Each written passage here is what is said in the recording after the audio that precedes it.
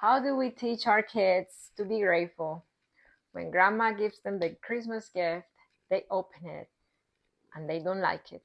Right? And I saw on TikTok the video, it was a kid opening Christmas presents, and then his Christmas present was closed, and then he was so mad he threw it, and it was, yeah, he was really mad.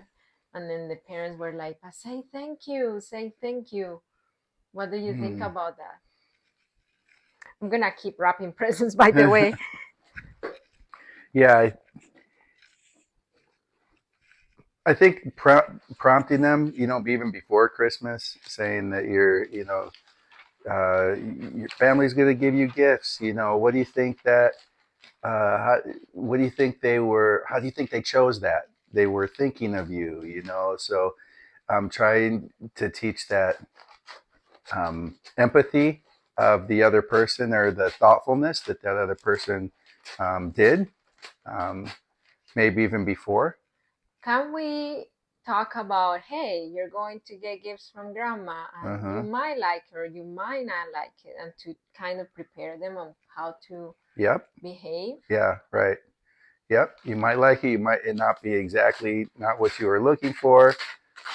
But even if that happens, here's what you could say. You could think about a prevention or preventative things. So they can Uh-huh. still say thank you, and doesn't Yeah. mean that they're gonna like it or they're gonna play Right. with it or they're going to keep it. Yeah. Yeah, but you know what? When it comes to gratefulness, because people force their kids to say thank you, Right. and then I think there is a misconception and idea that if you teach your children to say thank you, then that makes them grateful. When Uh, gratefulness is a feeling, you feel mm-hmm. grateful. You feel I think it's separate. They want them to, maybe parents want their kids to be polite, not okay. maybe to actually be grateful. They want them to follow the rules of society or culture. Mm-hmm. Teaching them to be grateful, even like the daily things, like, oh, if they're enjoying something, a toy, like, oh, aren't you happy you have that, or aren't you excited for this? You can kind of narrate as you're going through your day on things that you see they're enjoying, and bring awareness to them enjoying that thing, and that can build gratefulness. So Because for me, I touch my mic. For me, gratefulness is a feeling that comes from deep appreciation of things and people and the blessings you have.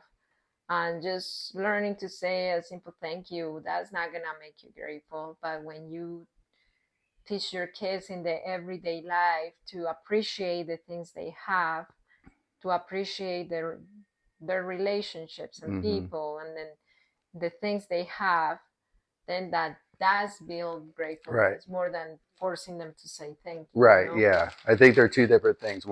One is like quote unquote manners, and the other is building gratefulness and Mm-hmm. thankfulness. Yeah. Well, So, what do you think about making a child say thank you? what's their intention? A lot of that comes from the parent, because they don't want to feel embarrassed. Oh, I'm not teaching my kids manners. Things like that. That's most of the anxiety of the parent. So, we're basically trying to make our kids not feel, for us to not feel so anxious. So, many make their kids say thank you so they would not feel so anxious as A lot parents. of times, yeah. And I mean, yeah, you can, like I said, even prompting them before to There is a saying that you there might is a like it, you might not like it. but there is a parent piece there, Oh because yeah. if they are forcing their kids to say thank you just because they feel embarrassed with tia or with grandma or with the neighbors, if they don't say thank you, then it's on the parent, not on the Mm-hmm. child. Okay, if I have this feeling, it's my responsibility to manage my feelings and not my child, you know. And I think it's two different things. You can still teach them manners, Yeah, yeah. but if they choose not to use their manners, how can you force a child to say, how can you force a Well, person to say anything? well, you can give them reasons that are important to them, because So you can say, when you say thank you, people will respond to you even more favorably and possibly even like to do more great and wonderful things for you in the future. So you can kind of bring it back to how But that's the not give and take. forcing, that's Yeah, give. explaining. But what Yeah. about, hey, you don't say thank you, you won't have ice cream later. Those kind of little Hmm. threats. What's the profit of it? If anything, the child would feel the opposite of thankful. He would feel Yeah. Instead of control. doing that right in the moment when everyone's around and it gets in more of a power struggle or power and control, maybe pulling them to the side, say, hey, what do you think? Your grandma was thinking about you when she got this. That the right thing would be to say, thank you for, the time it took to get this. Thank you for thinking of me. You can have that conversation in private and then you can go back and they say, thanks, grandma, for the gift. That's better than, right there on the spot when it's opened. Hey, say thank you, because then it's a power and control thing. Because then the parent doesn't want to look like they're backing down and they just keep going above and above. So, Mm-hmm. Yeah. So, in a nutshell, what do you guys think? How do you teach your kids to be grateful when people give them things? And about manners, how do you teach your kids manners in a way that is not controlling, but you're still teaching them manners? Um, my personal opinion is modeling. It's seeing seeds of gratefulness in the day-to-day life. So when the presents come, then they appreciate things, and that comes with brain development as mm-hmm. well. Yeah. So it's hard for a 2-year-old to Oh, fully yeah. feel Yeah. grateful. And Yeah. then Look at, so you were short on the pink. I was sure on the Look pink. at that. Oh my gosh. Anyway, friends. So thank you so much for hanging out with us.